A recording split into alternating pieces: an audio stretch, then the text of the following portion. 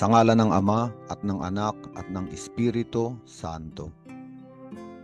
Panginoon, isugo mo ang iyong espiritu at pagpanibaguhin mo ang muka ng aming mundo. Ang ebanghelyo sa araw na ito ay mula sa ebanghelyo ni San Mateo, Kapitulo 16, versikulo 13 hanggang 23.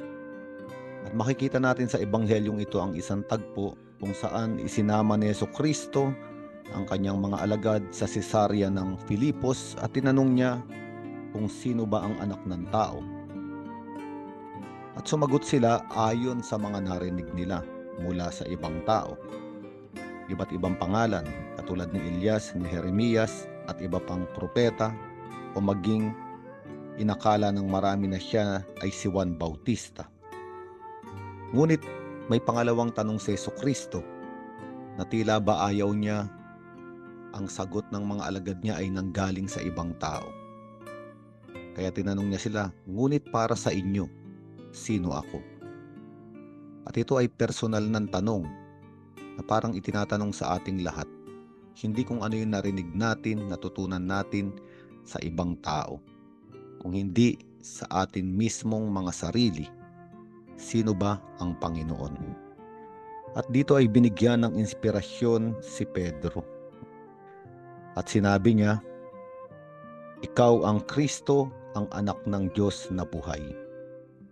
Kaya nga sinabi ni Jesucristo kay Pedro na hindi inihayag ito sa iyo ng sino mang tao, kundi ng aking amang nasa langit.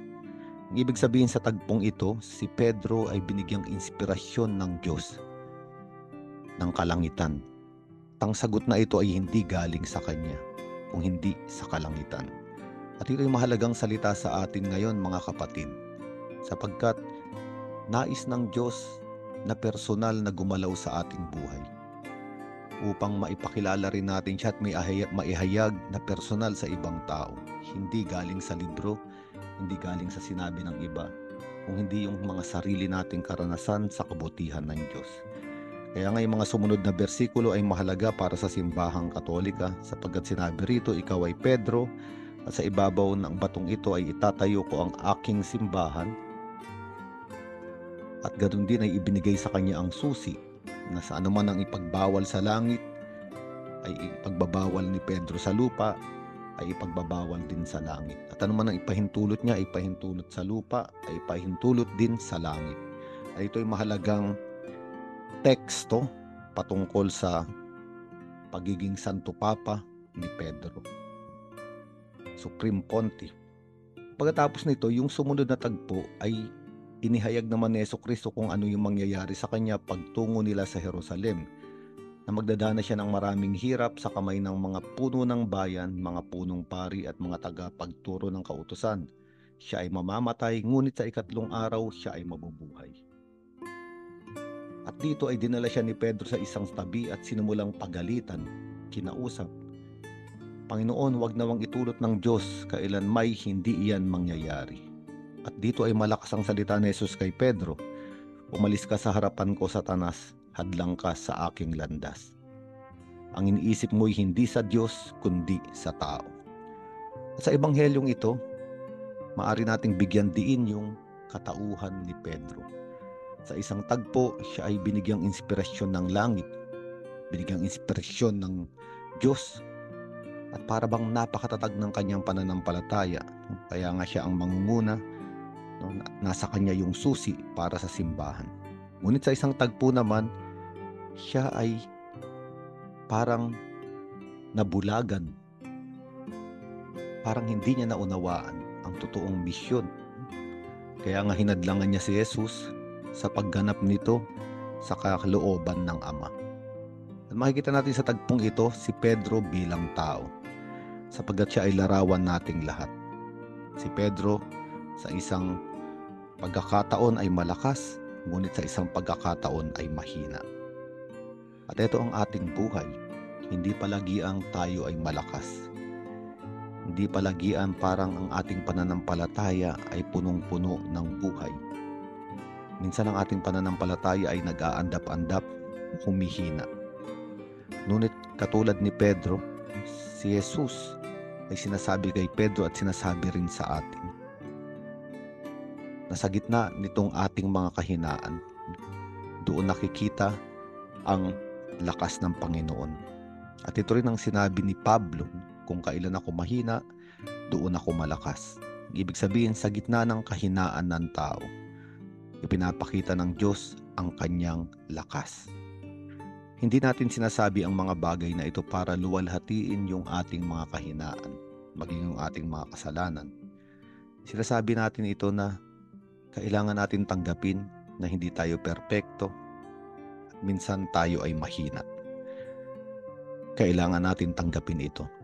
Ngunit sa kabila nito, hindi natin kailangang bigyan diin palagi ito sa ating buhay. Ang kailangan natin bigyan diin ay yung lakas ng Diyos sa gitna ng ating mga kahinaan. Kapag mababasa natin sa huling bahagi ng mga ebanghelyo, sa isang tagpo si Pedro ay handang mamatay kay Hesukristo. Ngunit sa isang tagpo rin ay 3 beses niyang itinatwa ang ating Panginoon. Kaya nga, sa larawang ito ng ebanghelyo, kinakausap tayo ng Diyos. Na totoo, minsan tayo ay mahina, minsan tayo ay nagtatatwa.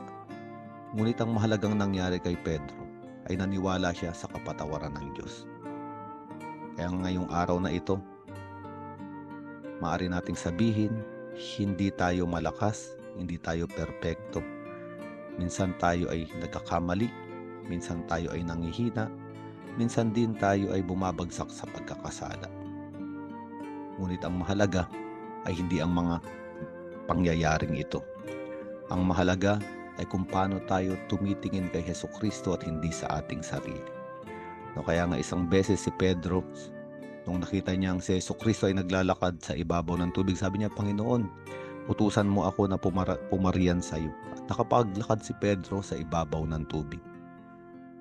Ngunit nung inalis niya yung kanyang tingin sa Panginoon at tumingin siya sa malalaking alon at ang pinakiramdaman niya yung malalakas na hangin ay unti-unti siyang lumubog. At ito ang ibig sabihin ng ebanghelyo natin ngayon. Totoo, minsan tayo ay malakas, minsan tayo ay mahina.